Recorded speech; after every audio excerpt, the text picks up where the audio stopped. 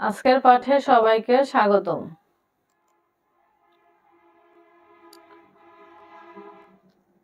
আজকে আমরা পঞ্চম শ্রেণীর 15 পৃষ্ঠার একটি সমস্যা সমাধান করব।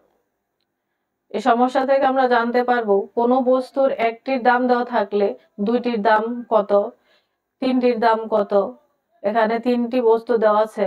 আলমারি, একটি আলমারির দাম দেওয়া আছে 8,700 টাকা। টেবিল দেখতে পাচ্ছ, টেবিলের দাম দেওয়া আছে কত, 2,100 টাকা। একটি চেয়ারের চিত্র দেখতে পাচ্ছ, চেয়ারের দাম দেওয়া আছে 750 টাকা। এখন আমরা প্রশ্নটি পড়ি।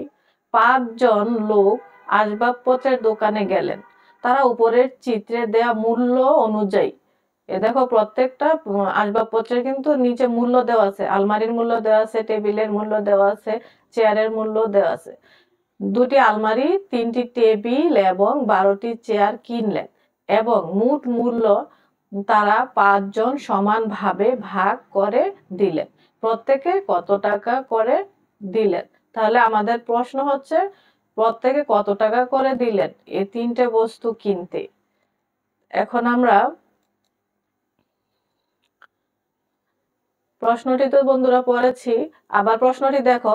5 জন লোক আসবাবপত্রের দোকানে গেলেন। তারা উপরের চিত্রে দেওয়া মূল্য অনুযায়ী 2টি আলমারি, 3টি টেবিল এবং 12টি চেয়ার কিনলেন। মোট মূল্য তারা কি করেছে? 5 জনের সমান ভাগে ভাগ করে দিয়েছে।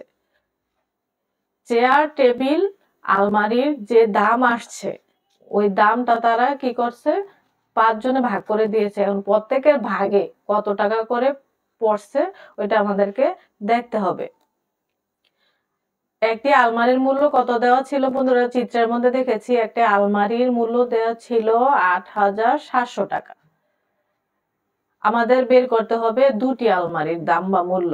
তাহলে দুটির আলমারির মূল্য বের করতে হলে 8,700 টাকাকে 2 দ্বারা গুণ করতে হবে। 2 দ্বারা গুণ করে আমরা পেয়েছি কত? 17,400 টাকা। এবার দেখো, একটি টেবিলের মূল্য দেওয়া ছিল 2,100 টাকা। আমাদেরকে বের করতে হবে 3টি টেবিলের দাম বা মূল্য। তাহলে এই 2,100 টাকাকে আমরা 3 দিয়ে গুণ দিব। 3টি টেবিলের মূল্য 2,100 গুণন 3 টাকা। তাহলে কত আসছে? 6,300 টাকা। আচ্ছা, এবার আমাদের আলমারি গেল, টেবিল গেল, আর বাকি আছে কি? চেয়ার।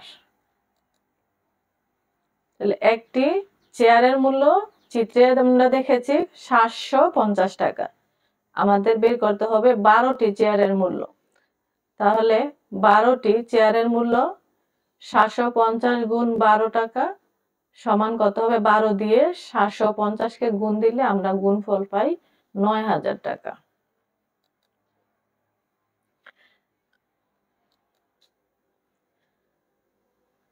যে দুটি আলমারির মূল্য 17,400 টাকা, 3টি টেবিলের মূল্য 6,300 টাকা, 12টি চেয়ারের মূল্য 9,000 টাকা।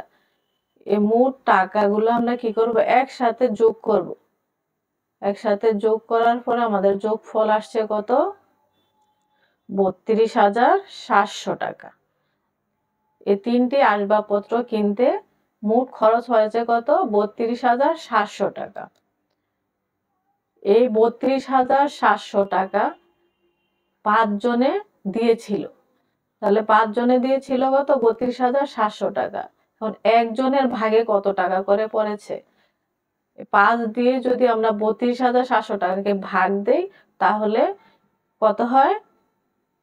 6,540 টাকা। তাহলে প্রত্যেকে কত টাকা করে দিয়েছিলেন? 6,540 টাকা। তাহলে আমাদের উত্তর হবে প্রত্যেকে দিলেন 6,540 টাকা করে। আশা করি বুঝতে পেরেছ। সবাইকে ধন্যবাদ।